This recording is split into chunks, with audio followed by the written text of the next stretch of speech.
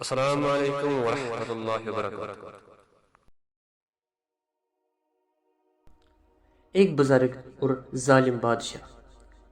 عجم کا ایک بادشاہ بڑا ظالم تھا، اپنے لوگوں پر طرح طرح کی سختیاں کرتا تھا اور بے شمار لوگوں کو قید میں ڈال رکھتا تھا۔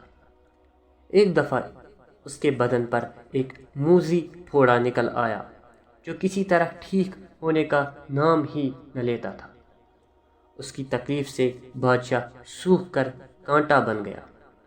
ایک درباری نے اس کو بتایا کہ جہاں پناہ اس شہر میں ایک خدا رسیدہ بزرگ ہیں، ان کی دعا سے بگڑے کام بن جاتے ہیں۔ اگر آپ ان سے دعا کرائیں تو امید ہے کہ اللہ تعالیٰ آپ کو شفا دے گا۔ بادشاہ نے ان کو بلاوا بھیجا اور دعا کے لیے درخواست کی۔ انہوں نے بادشاہ کو کہا کہ اے بادشاہ، میری دعا تیرے لیے کب مفید ہوگی جب کہ بے گناہ لوگ تیرے ہاتھوں قید و بند کی سختیاں جھیل رہے ہیں اور ان کی بد دعائیں تیرے پیچھا کر رہی ہیں۔ جب تک تو ان مظلوموں پر رحم نہیں کرے گا، خدا تجھ پر رحم نہیں کرے گا۔ بادشاہ پر بزرگ کی باتوں کا بڑا اثر ہوا اور اس نے حکم دیا کہ سب قیدیوں کو رہا کر دیا جائے۔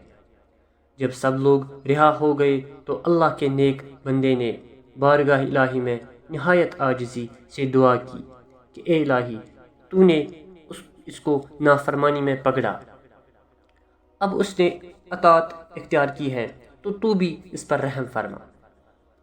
ابھی ان کی دعا پوری بھی نہیں ہوئی تھی کہ اللہ تعالیٰ نے بادشاہ کو شفا دے دی۔ اس نے حکم دیا کہ ان کے سر پر زر و جواہر نچھاور کیے جائیں۔ بزرگ نے زر و جواہر پر ٹھوکر مار کر کہا کہ اے بادشاہ، مجھے ان کی حاجت نہیں ہے، ہاں تو پھر ایسے کام نہ کرنا کہ یہ بیماری واپس آ جائے۔ جب تو ایک بار گرا ہے تو اب قدم جما کر رکھ کہ دوبارہ نہ پھسلے۔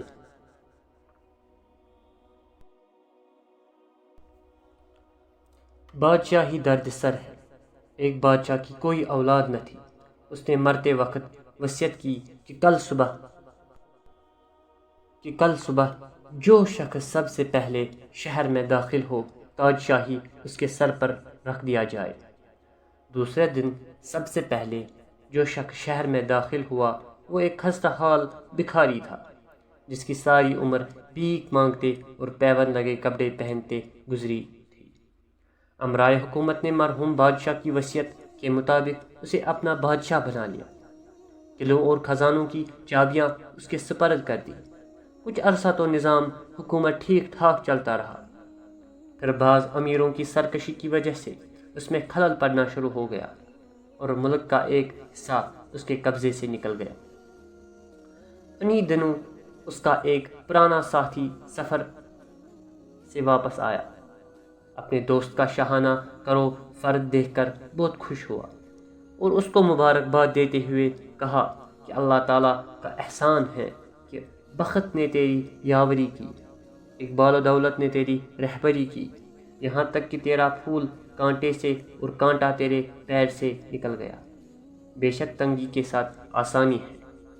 بادشاہ نے کہا کہ اے عزیز، یہ مبارکباد دینے کا نہیں بلکہ ماتم پرسی کا موقع ہے۔ جب میں تیرا ساتھی تھا اس وقت مجھے صرف ایک روٹی کی فکر ہوتی تھی اور رات کو چین سے سوتا تھا۔ اب ایک جہاں کی فکر ہے اور نہ دن کو چین ہے اور نہ رات کو۔ آج کی ویڈیو میں بس اتنا ہی، ملتے ہیں اگلی ویڈیو میں، تب تک کے لیے اللہ حافظ۔